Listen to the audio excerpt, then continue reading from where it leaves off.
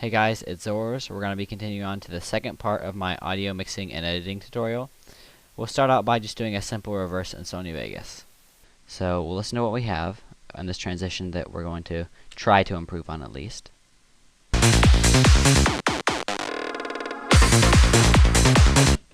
So I'm going to drag my crash symbol in here. If you don't have one, you can just Google one and get one for free, probably somewhere. Just right click on the clip and then hit reverse. And then what we can do is just line it up with the very beginning of the drop. So this is what we have now. And before we had this. I mean, in this case it doesn't sound that great, but you could always use crash cymbals to have a nice sweep up into a drop if you need one. Next we're going to cover some very basic effects you can apply and two ways to apply them. First, you can right click on a split clip or just the whole clip of audio. Just right click on it and go to add non-real-time event effects. Then you can just add your effects. Now I'm just going to add a bunch of different effects. Then I'll solo them and make sure everyone's playing at a time, and then we'll go over a couple of effects. Resonant filter, reverb, smooth and enhance, track EQ, and distortion. Okay. Make this box a little bit bigger. I'll turn them all off except for the resonant filter at first. And then I'll play it and we'll see what we have. It shouldn't be anything special at first. Okay, but if we lower the frequency and we have the filter type set to low pass, we'll start to hear that a lot of the high frequencies are cut. So basically the low frequencies are passing.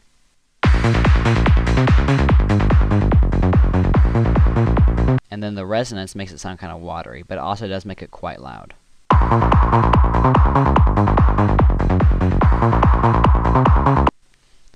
And then you can always double click on a notch to get back to default value. Now we'll mess with the high pass. The high pass, when the frequencies turn up all the way, you only will hear treble. But as we lower it, starts to sound normal again.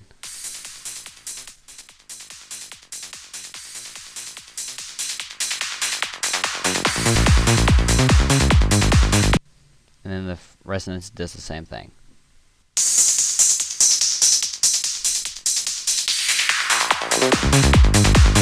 So coming down from a high pass with maybe 4% resonance can create a pretty interesting effect. Next for the reverb.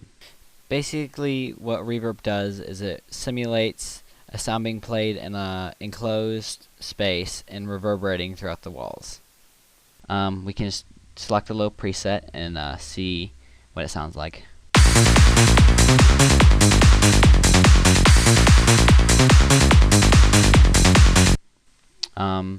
The decay time is how long it takes after the note has been played to stop reverberating. Pre-delay is how long it takes once the note has been played to start reverberating. These knobs I don't really want to get into, but just know that that's how you use reverberate. Smooth and enhance. You just drag this little knob and it's kind of like a filter, but not quite.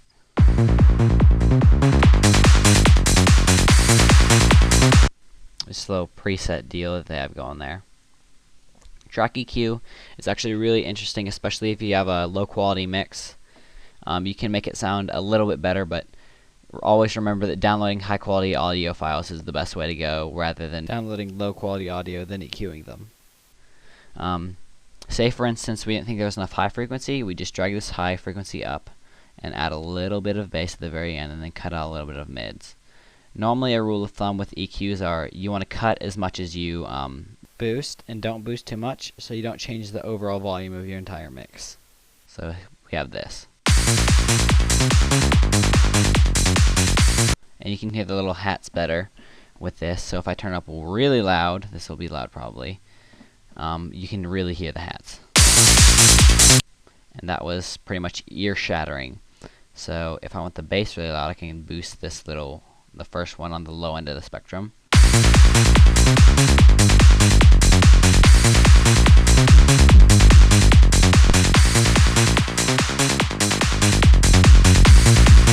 careful not to add too much bass to your mix, because if you have a lot of bass, then it'll drown out all the mids.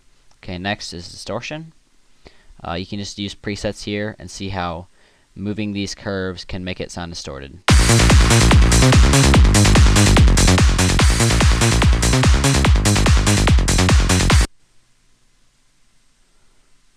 We can do transistor.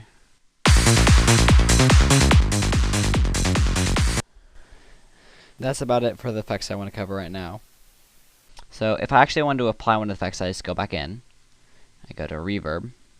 Actually no, we'll go to resonant filter, add OK, and we'll lower the frequency. We'll hit OK. We have to re-render, and then it'll sound like it's in low pass. Then right about here, it'll come back to life again.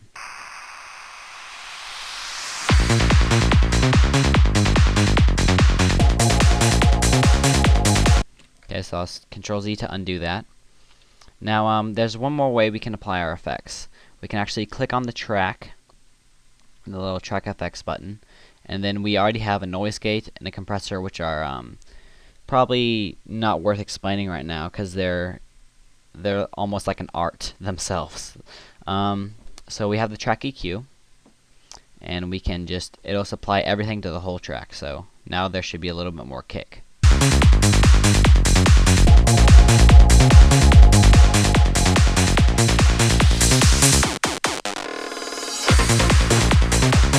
And then if you want to add a different effect to just one track, you click on the plugin chain button.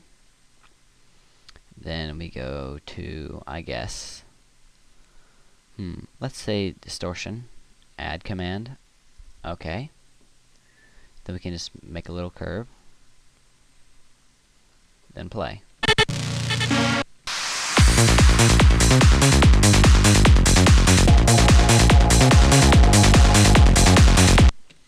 Okay, and then just to remove it, you just click this remove selected plugin, so whichever one you have selected, and remove that one. And then that's about it. Just remember that you have these effects available to you, and just feel free to explore.